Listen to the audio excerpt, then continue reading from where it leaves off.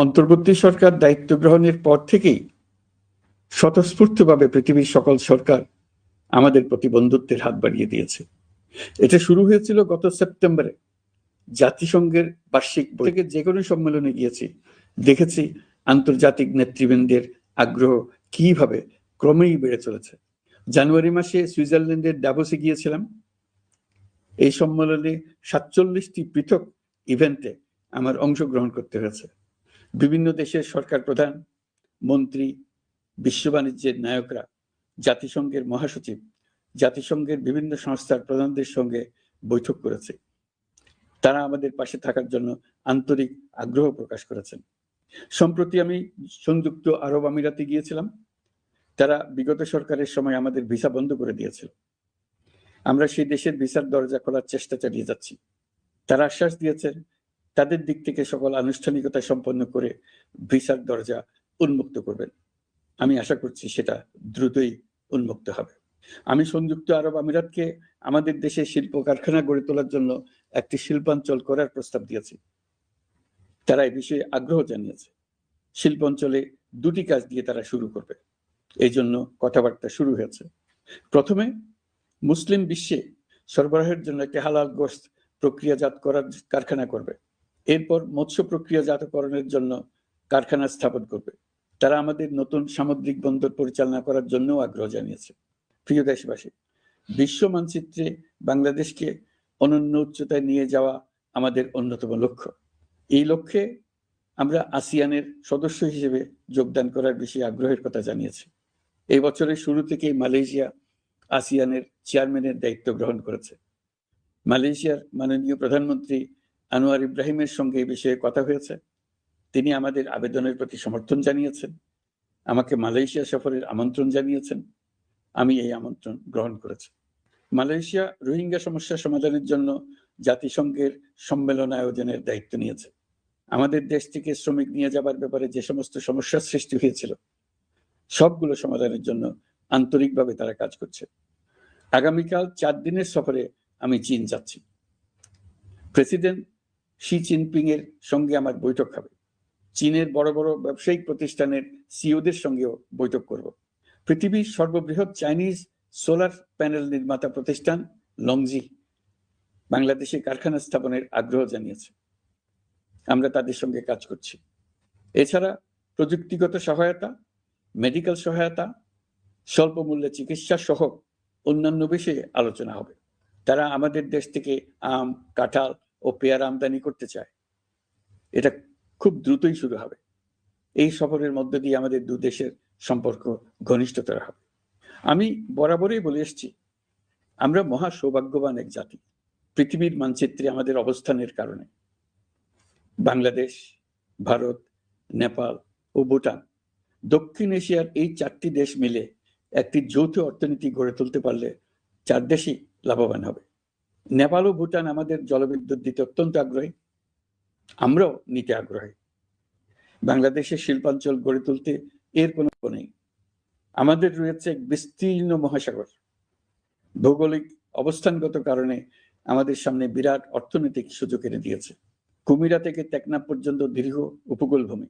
এই দীর্ঘ উপকূল জুড়ে বিরামহীনভাবে অনেকগুলি আধুনিক প্রযুক্তি সমৃদ্ধ আন্তর্জাতিক মানের সমুদ্র বন্দর, শিল্প কারখানা, রপ্তানি প্রক্রিয়াজাতকরণ এলাকা স্থাপন করা গেলে পুরো অর্থনৈতিক অঞ্চলের ভবিষ্যৎ দ্রুত পরিবর্তন সম্ভব। নেপাল থেকে জলবিদ্যুৎ আনতে পারলে জীবাশ্ম জ্বালানির উপর আমাদের নির্ভরশীলতা কমবে। বর্তমানে বিশ্ববাসী পরিবেশ রক্ষায় সচেতন, তারা এটাকেই সর্বোচ্চ অগ্রাধিকার দিচ্ছে। জীবাশ্ম জ্বালানির উপর নির্ভরশীলতা কমিয়ে পরিবেশ বান্ধব বিকল্প পাওয়া গেলে বিদেশি বিনিয়োগকারীদের আরো বেশি মনোযোগ আকর্ষণ করা যাবে। দেশের ক্রমবর্ধমান বিদ্যুৎ চাহিদার পরিপ্রেক্ষিতে রূপপুর পারমাণবিক বিদ্যুৎ কেন্দ্রের কাজ যথাসময়ে শেষ করার বিষয়ে আমরা জোর দিয়েছি। রোসাটমের মহাপরিচালক আমাকে বলেছেন শিগগিরই বিদ্যুৎ কেন্দ্রটি পরীক্ষামূলকভাবে চালু করা হবে। আমাদের পণ্য পৃথিবীর পণ্য। এই পণ্য নেপালে যাবে, ভুটানে যাবে, ভারতের 7 সিস্টার্সে যাবে। প্রতিবেশীদের পণ্য আমাদের এখানে আসবে, সারা পৃথিবীর কাছে পৌঁছে যাবে। এইভাবেই এটি একটি লাভজনক অর্থনৈতিক অঞ্চল হিসেবে দাঁড়িয়ে যাবে। আর এই অঞ্চলের গুরুত্বপূর্ণ ভূমিকায় থাকবে বাংলাদেশ। বাংলাদেশের সবচেয়ে বড় সমস্যা সীমাহীন দুর্নীতি। স্বৈরাচারী সরকার এই দুর্নীতিকে বিশ্বের শীর্ষস্থানে নিয়ে গেছে। দুর্নীতির ফলে শুধু যে সবকিছুতে অবিশ্বাস্য রকম ব্যয় বৃদ্ধি পাচ্ছে তাই না, এর ফলে সরকার ও জনগণের সকল আয়োজন বিকৃত হয়ে যায়। সরকারের লক্ষ্য, নীতিমালা, প্রাতিষ্ঠানিক আয়োজন, সরকারি কর্মকর্তাদের দায় দায়িত্ব, যা কিছু কাগজে লেখা থাকে তার সবকিছু অর্থহীন হয়ে যায়। দেশ চলে অলিখিত আয়োজনে। সরকারকে চলতে হয়, ব্যবসায়ীকে চলতে হয়, শিল্পপতিকে চলতে হয়, বিনিয়োগকারীকে চলতে হয়, দেশের সকল নাগরিককে এই অলিখিত নিয়মে চলতে হয়। নাগরিককে এই অদৃশ্য জগতের সঙ্গে মোকাবেলা করে টিকে থাকার বিদ্যায় পারদর্শী হতে সাধনা করতে হয়। দৈনন্দিন জীবনে টিকে থাকা এবং সাফল্য অর্জনের জন্য একটা নতুন ভাষা আয়ত্ত করতে হয়। চারদিকে কি শব্দ বলা হচ্ছে, কাগজে কি লেখা হচ্ছে, তা মনে মনে দ্রুত অনুবাদ করে তার মর্মার্থ বুঝে নিতে হয়। তা না হলে দৈনন্দিন সিদ্ধান্ত নেওয়া যায় না। সবচেয়ে বড় মুশকিল হলো এর কোনো অভিধান নেই। কারণ ব্যক্তি বিশেষে, স্থান বিশেষে, পরিস্থিতি বিশেষে এর অর্থ ক্রমাগতভাবে পাল্টে যায়। পুরো বিশ্ব বুঝে গেছে আমরা জাতি হিসেবে সততার পরিচয় বহন করি না।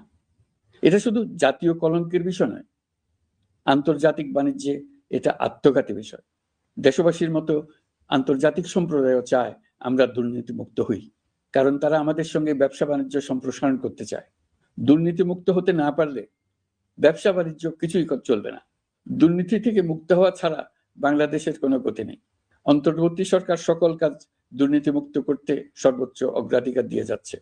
এই সরকারের মেয়াদকে দুর্নীতিমুক্ত রাখার চেষ্টার পাশাপাশি আগামী দিনেও দেশের নাগরিককে যেন সরকারের পৃষ্ঠপোষকতা দুষ্পুষ্ট দুর্নীতি থেকে মুক্ত রাখতে পারে সেই ব্যবস্থা নিশ্চিত করতে আমরা প্রতিশ্রুতিবদ্ধ।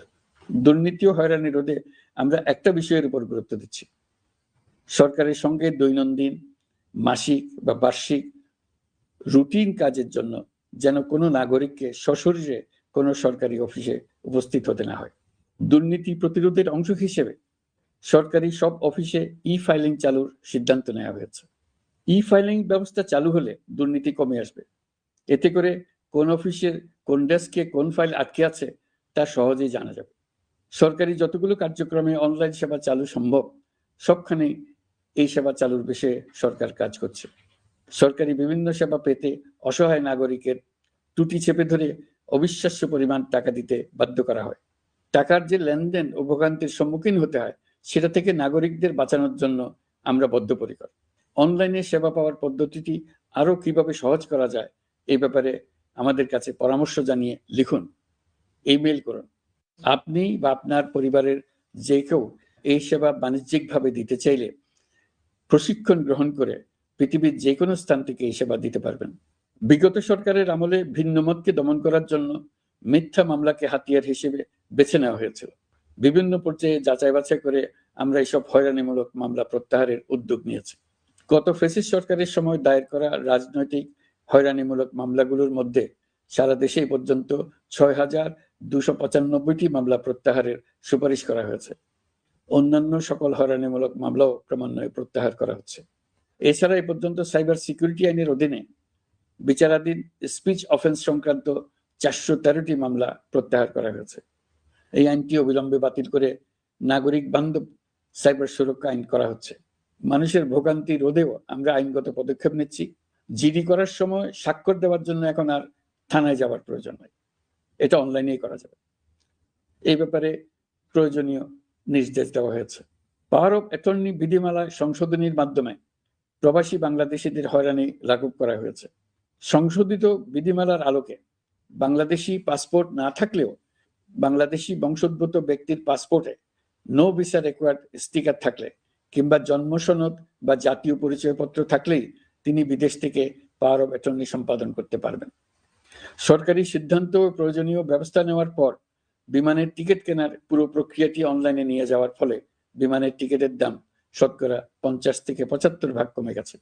বিশেষ করে মধ্যপ্রাচ্যের প্রবাসী ভাই বোনেরা এতে করে স্বস্তি পাচ্ছে। অন্যান্য এয়ারলাইনের টিকিটের দামও কমে গেছে। নাগরিকদের হয়রানি মুক্ত ও দুর্নীতি মুক্ত সেবা প্রদানের জন্য সরকার ভূমি সেবা ডিজিটালাইজ করার উদ্যোগ নিয়েছে। এর অংশ হিসেবে ভূমি মন্ত্রণালয় অনলাইনে ঘরে বসেই জমির খাজনা প্রদান, নাম জারি, জমা খারিজ, খতিয়ান বা পর্চা সার্টিফাইড কপি, মৌজা ম্যাপ বা নকশা প্রদানের কার্যক্রম শুরু করেছে। এই পদ্ধতিতে ভোগান্তি, অস্বচ্ছতা ও দুর্নীতির অবসান হবে। বর্তমানে সারা দেশে পরীক্ষামূলকভাবে এই কার্যক্রম চালু হয়েছে।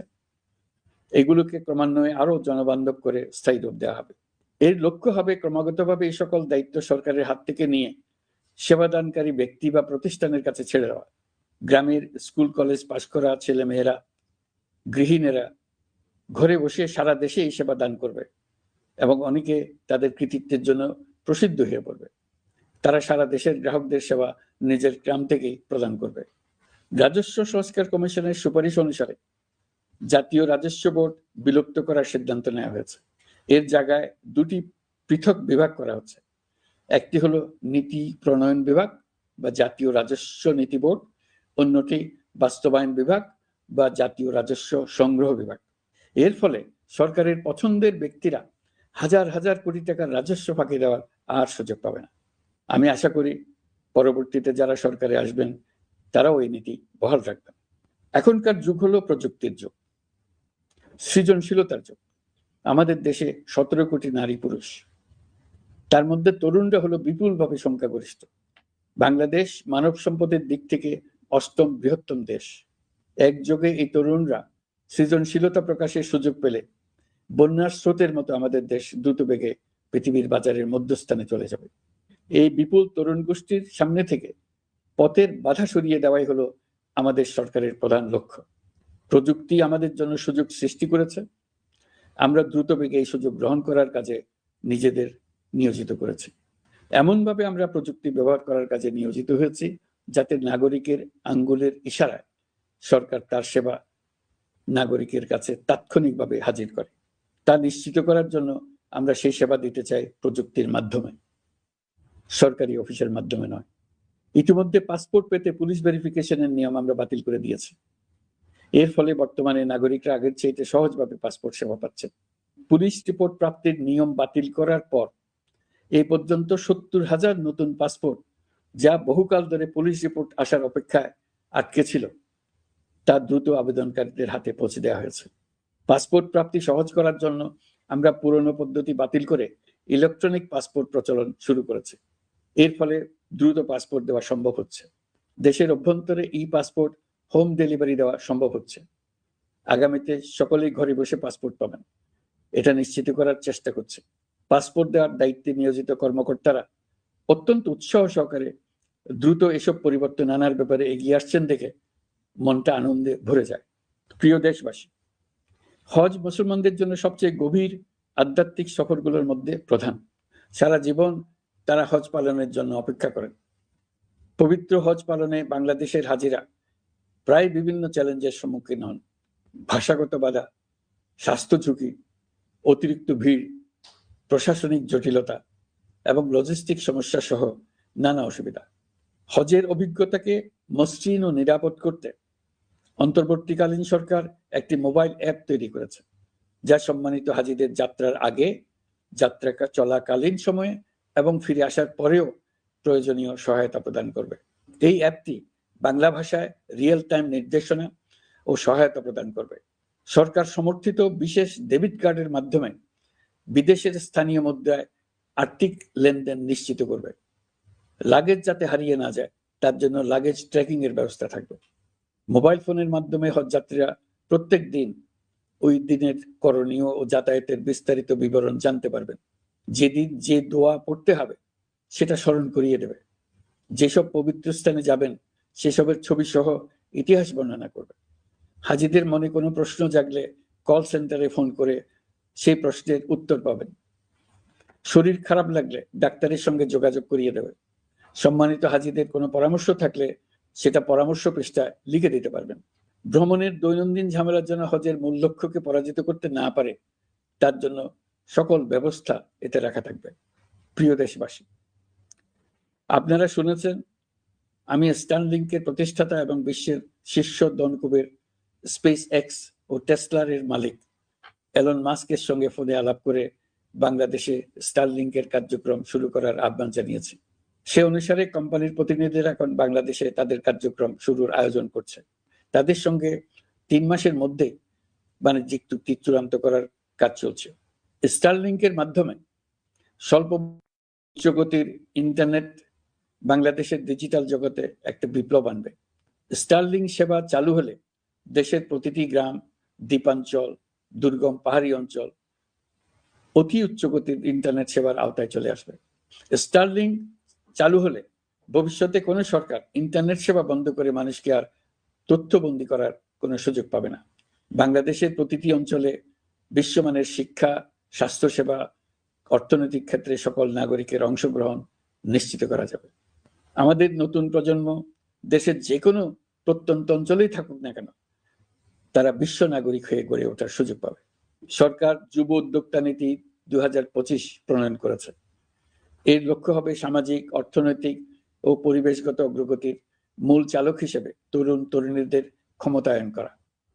এই নীতি টেকসই উন্নয়ন লক্ষ্যমাত্রা অর্জনের উপায় হিসেবে সফল উদ্যোক্তা তৈরিতে সহায়ক হবে। সামাজিক ও অর্থনৈতিক ক্ষেত্রে তরুণ উদ্যোক্তাদের অবদানকে স্বীকৃতি দেওয়া হবে। প্রিয় দেশবাসী, জাতিসংঘের মহাসচিব আন্তোনিও গুতেরেস কয়েকদিন আগে বাংলাদেশ সফর করেছেন। তাকে সঙ্গে নিয়ে আমি কক্সবাজারে রোহিঙ্গা ক্যাম্পগুলোতে গিয়েছি। ক্যাম্পে অবস্থানরত 1 লাখ রোহিঙ্গা শিশু, কিশোর, নারী, পুরুষ সবার সঙ্গে একসঙ্গে ইফতার করেছে। আমাদের প্রস্তাবে সম্মতি জানিয়ে আগামী সেপ্টেম্বর মাসে জাতিসংঘের সাধারণ অধিবেশনে রোহিঙ্গা সংকট নিয়ে একটি পৃথক অধিবেশন আয়োজন করার প্রস্তুতি নিচ্ছে। মালয়েশিয়া ও ফিনল্যান্ড যৌথভাবে এই সম্মেলনের আয়োজক হতে এগিয়ে এসছে। এর পাশাপাশি অস্ট্রেলিয়ার সাবেক ভারপ্রাপ্ত প্রধানমন্ত্রী জুলি বিশপকে আমি এই গুরুত্বপূর্ণ সভায় মুখ্য ভূমিকা পালনের জন্য আহ্বান জানিয়েছি। তিনি আমার প্রস্তাব গ্রহণ করেছেন। জাতিসংঘের মহাসচিব বাংলাদেশ সফরে এসে জাতীয় ঐকমত্য কমিশনের সদস্য, রাজনৈতিক দলের নেতৃবৃন্দ ও তরুণদের সঙ্গে পৃথকভাবে বৈঠক করেছেন। বৈঠকে সবাই জাতিসংঘের মহাসচিবকে নতুন বাংলাদেশ গঠনের স্বপ্নের কথা জানিয়েছেন। আপনারা জানেন, পতিত স্বৈরাচারের নিপরণের বর্ণনা উঠে এসছে জাতিসংঘের মানবাধিকার বিষয়ক হাই কমিশনারের কার্যালয়ের রিপোর্টে। গত জুলাই-আগস্ট মাসে বাংলাদেশের ছাত্র, শ্রমিক জনতার উপর শেখ হাসিনা সরকার ও আওয়ামী লীগ যে দমন, পীড়ন ও হত্যাকাণ্ড চালিয়েছে, এর পুঙ্খানুপুঙ্খ তদন্ত করে বিস্তারিত রিপোর্ট প্রকাশ করেছে তারা। এই রিপোর্টে স্পষ্টভাবে উঠে এসছে যে শেখ হাসিনা নিজেই নিরাপত্তা বাহিনীর কর্মকর্তাদের নির্দেশ দিয়েছিলেন বিক্ষোভকারীদের হত্যা করতে। বিগত সরকার, আওয়ামী লীগ ও আওয়ামী লীগের সহযোগী গোষ্ঠী ও সংগঠন একত্রিত হয়ে পরিকল্পিতভাবেই গুরুতর মানবাধিকার লঙ্ঘনে জড়িত ছিল। মানবাধিকার বিষয়ক হাই কমিশনারের রিপোর্টে বলা হয়েছে, বিক্ষোভ চলাকালে প্রায় 1400 জন নিহত হয়েছেন, যার মধ্যে প্রায় 13% শিশু। বিক্ষোভের সম্মুখ সারিতে থাকার কারণে আমাদের জুলাই কন্যারা নিরাপত্তা বাহিনী ও আওয়ামী লীগের সমর্থকদের দ্বারা আক্রান্ত হয়েছে, এমনকি যৌন নির্যাতনের শিকার হয়েছে। জাতিসংঘের রিপোর্ট পড়ে সবার গায়ের লোম দাঁড়িয়ে গেছে। কি ভয়াবহতা! কিভাবে একজন প্রধানমন্ত্রী নিজ দেশে নিরস্ত্র মানুষকে হত্যার পর লাশ লুকিয়ে ফেলার নির্দেশ দিতে পারে? ক্ষমতা আঁকড়ে রাখার জন্য তিনি পৃথিবীর সকল নিষ্ঠুরতা ছাড়িয়ে গেছেন। এটাই জাতিসংঘের প্রতিবেদনে উঠে এসছে। মানবাধিকার বিষয়ক হাই কমিশনার কার্যালয়ের এই রিপোর্টকে আমরা স্বাগত জানাচ্ছি। প্রতিবেদনে যে সুপারিশ করা হয়েছে, অন্তর্বর্তী সরকার সেই সুপারিশগুলো গুরুত্বের সঙ্গে বিবেচনা করছে। আপনাদেরকে আশ্বস্ত করে বলতে চাই, যারা গণহত্যায় জড়িত ছিল, যারা নির্বিচারে মানুষ হত্যা করেছে, যারা ইতিমধ্যে হত্যাকারী হিসেবে বিশ্বের কাছে স্বীকৃত, তাদের বিচার এই দেশের মাটিতে হবেই। প্রিয় দেশবাসী, আপনারা জানেন, অন্তর্বর্তী সরকার দায়িত্ব নেবার পর থেকেই গণমাধ্যম ও সোশ্যাল মিডিয়ায় গুজবের যেন এক মহোৎসব চলছে। দেশকে অস্থিতিশীল করার জন্য একের পর এক মিথ্যা তথ্য ছড়িয়ে দিয়ে জনগণকে বিভ্রান্ত করার চেষ্টা চলছে। অভিনব সব প্রক্রিয়ায় গুজব ছড়ানো হচ্ছে। এক ছবির সঙ্গে অন্য ছবি জুড়ে দেওয়া হচ্ছে, ঘটনা একটা, ছবি আরেকটা। এরকম ফটোকার্ড বানিয়ে অন্য দেশের ঘটনাকে এ দেশের ঘটনা হিসেবে চালিয়ে দিয়ে সোশ্যাল মিডিয়ায় তোলপাড় করে ফেলছে। যতই নির্বাচন কাছে আসবে, এর রূপ আরো ভয়ঙ্কর হতে থাকবে। কারা এর পেছনে আছে, কেন আছে, তা আপনাদের সবারই জানা আছে। আমরা এই গুজব ও মিথ্যা তথ্যের প্রচারণা রোধ করতে জাতিসংঘের সহযোগিতা চেয়েছি। জাতিসংঘের মহাসচিব এর মোকাবেলায় আমাদের সহযোগিতা করবেন বলে আশ্বাস দিয়ে গেছেন। দেশবাসীকে আমি স্মরণ করিয়ে দিতে চাই যে জুলাই অভ্যুত্থানের প্রথম পর্ব সফলভাবে সমাপ্ত হয়েছে। প্রথম পর্বের সমাপ্তির মধ্য দিয়ে অভ্যুত্থানের দ্বিতীয় পর্ব শুরু হলো। সবসময় মনে রাখতে হবে, আমরা কিন্তু যুদ্ধাবস্থায় আছি। গুজব হলো এই জুলাই অভ্যুত্থানের বিরুদ্ধে পরাজিত শক্তির মস্ত বড় হাতিয়ার। গুজব দেখলেই গুজবের সূত্রের সন্ধান করতে থাকবেন, গুজবকে অবহেলা করবেন না। বহু অভিজ্ঞ সমর বিশারদ এই গুজবের পেছনে দিনরাত কাজ করছে। সীমাহীন অর্থ এর পেছনে নিয়োজিত আছে। এর মূল লক্ষ্য জুলাই অভ্যুত্থানকে ব্যর্থ করা। আমরা তাকে ব্যর্থ হতে দেব না। আমাদের সামগ্রিক ঐক্য পলাতক শক্তির গায়ে জ্বালা ধরিয়ে দিচ্ছে। তারা এই ঐক্য ভাঙতে চায়। তাদের অভিনব কৌশল আপনি টেরই পাবেন না। আপনি বুঝতেই পারছেন না কখন তাদের খেলায় আপনি পুতুল হয়ে গেছেন। আমাদের সচেতনতা এবং সামগ্রিক ঐক্য দিয়েই এই গুজবকে রুখতে হবে। পলাতক অপশক্তির ষড়যন্ত্রকে ব্যর্থ করে দিতে হবে। প্রিয় দেশবাসী, আপনারা জানেন ইতিমধ্যে জাতীয় ঐকমত্য কমিশন তাদের কাজ শুরু করেছে। 6টি সংস্কার কমিশনের 166টি সুপারিশ ও পূর্ণাঙ্গ প্রতিবেদন সহ 38টি রাজনৈতিক দলের কাছে চিঠি দেওয়া হয়েছে। ইতিমধ্যে রাজনৈতিক দলগুলোর সঙ্গে বৈঠক শুরু হয়েছে। দেশের রাজনৈতিক দলগুলো খুবই ইতিবাচকভাবে সংস্কার কাজে সাড়া দিয়েছেন। তাদের মতামত তুলে ধরছেন। কোন রাজনৈতিক দল কোন কোন সংস্কার প্রস্তাবে একমত হয়েছেন, কোনটিতে দ্বিমত হয়েছেন, সেসব তারা জানাচ্ছেন। এটা আমাদের জাতির জন্য অত্যন্ত সুখকর বিষয় যে প্রতিটি রাজনৈতিক দল সংস্কারের পক্ষে মত দিচ্ছেন।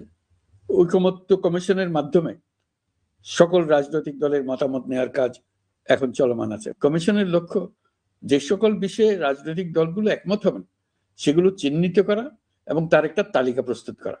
যে সকল দল এতে একমত হয়েছেন তাদের স্বাক্ষর নেওয়া। এই তালিকাটাই হবে জুলাই চার্টার বা জুলাই সনদ। আমাদের দায়িত্ব জাতির সামনে পুরো প্রক্রিয়াটা স্বচ্ছভাবে তুলে ধরা এবং প্রক্রিয়া শেষে নির্বাচনের আয়োজন করা। নির্বাচনের ব্যাপারে আমি আগেও বলেছি, আবারও বলছি, এবছর ডিসেম্বর থেকে আগামী বছরের জুনের মধ্যে নির্বাচন হবে। আমরা চাই আগামী নির্বাচনটি বাংলাদেশের ইতিহাসে সবচেয়ে অবাধ, সুষ্ঠু ও গ্রহণযোগ্য নির্বাচন হবে। এই জন্য নির্বাচন কমিশন সব ধরনের প্রস্তুতি নিতে শুরু করেছে। রাজনৈতিক দলগুলো ব্যাপক উৎসাহ উদ্দীপনায় নির্বাচনের জন্য তৈরি হতে শুরু করবে বলে আশা করছি। প্রিয় নাগরিকবৃন্দ, আমাদের দেশের নারীরা দীর্ঘ আন্দোলনের মাধ্যমে বহু বছর ধরে অনেক বাধা পেরিয়ে একটু একটু করে সামনে এগিয়ে যাচ্ছে। স্বাধীনতার 54 বছর পরেও এদেশের নারীরা অর্থনৈতিক, রাজনৈতিক, সামাজিক বৈষম্যের শিকার। বাংলাদেশের ইতিহাসে এখন পর্যন্ত যত আন্দোলন সংগ্রাম হয়েছে তার মধ্যে জুলাই গণ অভ্যুত্থানে নারীদের অংশগ্রহণ ছিল সবচেয়ে বেশি। গণ অভ্যুত্থানে নারীরা দুঃসাহসিক ভূমিকা রেখেছে। পুরনোকে দূরে ঠেলে দিয়ে নতুনের ভিত্তি স্থাপনের প্রতিজ্ঞা নিয়েছে। তারা ব্যাপক সংস্কারের কথা বলেছে। সর্বত্র নারীদের ভূমিকা আরো জোরালো করার কথা বলেছে। আমি মনে করি জুলাই গণ অভ্যুত্থান বাংলাদেশের প্রেক্ষিত বদলে দিয়েছে। জুলাইয়ের পর নারীদের অবস্থান ইতিবাচকভাবে পরিবর্তন হবে, সেটাই আমরা চাই। আমরা বাংলাদেশ নিয়ে নতুন করে ভাবতে চাই। আর এই নতুন ভাবনায় নারীদের অবস্থান উচ্চতম পর্যায়ে অগ্রাধিকার পাক, সেটাই আমরা চাই। পরিবারের সকল সদস্য, পাড়া প্রতিবেশী, ধর্মীয় প্রতিষ্ঠান, স্কুল, আপনারা আপনাদের নিজ নিজ অবস্থান থেকে ছেলে শিশু ও মেয়ে শিশুর মধ্যে যেন কোনো বৈষম্য সৃষ্টি না হয় তা নিশ্চিত করুন। আসুন নতুন বাংলাদেশে সবাই মিলে শিশুদের জন্য সুস্থ পরিবেশ নিশ্চিত করি।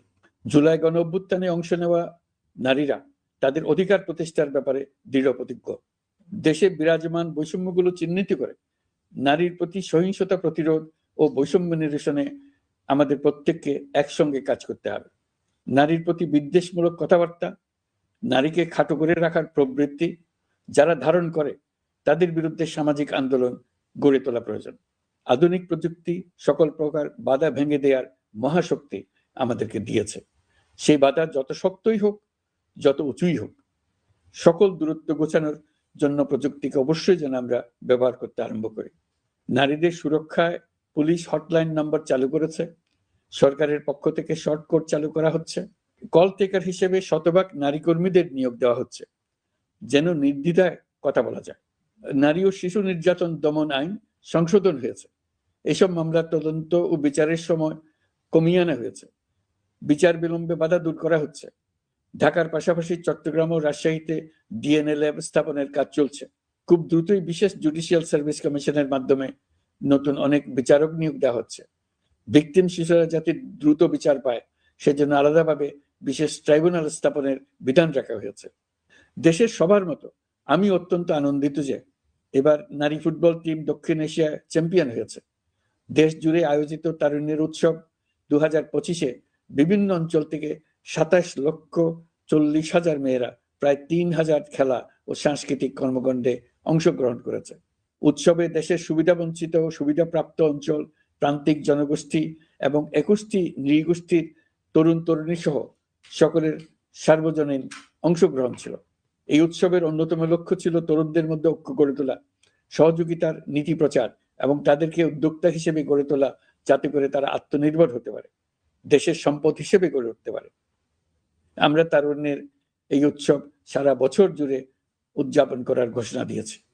এই উৎসবে আমরা গ্রাম, উপজেলা, শহর, বন্দর সকল এলাকা, আবাল বৃদ্ধ বনিতাকে এবং স্কুল, কলেজ, মাদ্রাসার সরকারি বেসরকারি সকল প্রতিষ্ঠানের সবাইকে নানা প্রকারের সৃজনশীল কর্মসূচি নিয়ে এগিয়ে আসার জন্য আমি অনুরোধ জানাচ্ছি। প্রতিটি এলাকায় এই উৎসবে যোগদান করতে মেয়েদের যেন বিশেষভাবে উৎসাহিত করা যায় সেজন্য সকলকে আহ্বান জানাচ্ছি। কোথায় এটা কিভাবে উদযাপিত হচ্ছে সে ব্যাপারে জানার জন্য আমি আগ্রহ নিয়ে অপেক্ষা করলাম। বিভিন্ন পর্যায়ে দেশের সেরা গ্রাম, সেরা উপজেলা, সেরা শহর, সেরা প্রতিষ্ঠান, সেরা ব্যক্তিকে পুরস্কার দেওয়ার জন্য আমরা প্রস্তুত থাকব। নারী অধিকারের পাশাপাশি একই রকম গুরুত্বের সঙ্গে মনে রাখতে হবে সংখ্যালঘুদের নাগরিক অধিকার, সমতল ও পাহাড়ের জাতিগোষ্ঠীর নাগরিক অধিকার। কারো কোনো নাগরিক অধিকারকে অবহেলা করলেই এই জাতির জন্য মহা সংকট সৃষ্টি হবে। নাগরিক হিসেবে আমরা কেউ যেন অন্য নাগরিকের অধিকার হরণের দায়ে অভিযুক্ত হতে না পারি, সে ব্যাপারে আমাদের নিশ্চিত থাকতে হবে। তাহলেই সত্যিকার নতুন বাংলাদেশ জন্ম লাভ করবে। সবাইকে আবারও আমার সালাম জানিয়ে আমার বক্তব্য শেষ করছি। আসসালামু আলাইকুম। সবাইকে স্বাধীনতা দিবসের অভিনন্দন জানাচ্ছি। পবিত্র মাহে রমজানে মহান আল্লাহর অশেষ মেহেরবানি আমাদের উপরে বর্ষিত হোক। এবারের শবে কদরের পবিত্র রজনীতে মহান আল্লাহ যেন তার সকল বান্দার মোনাজাত কবুল করেন তা প্রার্থনা করছি। একই সঙ্গে পবিত্র ঈদে সকলকে জানাই ঈদ মোবারক। ঈদে পরিবার পরিজন নিয়ে নির্বিঘ্নে ও আনন্দ সহকারে নিজ নিজ বাড়ি যাবেন, আত্মীয় স্বজনের কবর জিয়ারত করবেন, গরিব পরিবারের খোঁজ খবর নেবেন, তাদের ভবিষ্যৎ ভালো করার জন্য চিন্তা ভাবনা করবেন, আপনার সন্তানদের সঙ্গে তাদের পরিচয় করিয়ে দেবেন, এই কামনা করছি। ঈদের জামাতে দলমত নির্বিশেষে সবাই যেন পরাজিত শক্তির সকল প্ররোচনা সত্ত্বেও সুদৃঢ়ভাবে ঐক্যবদ্ধ থাকেন, সেজন্য আল্লাহর কাছে মোনাজাত করবেন, এই আহ্বান জানাচ্ছি। সকলের জীবন সার্থক হোক, আনন্দময় হোক। মহান আল্লাহ আমাদের সহায় হন। আল্লাহ হাফেজ।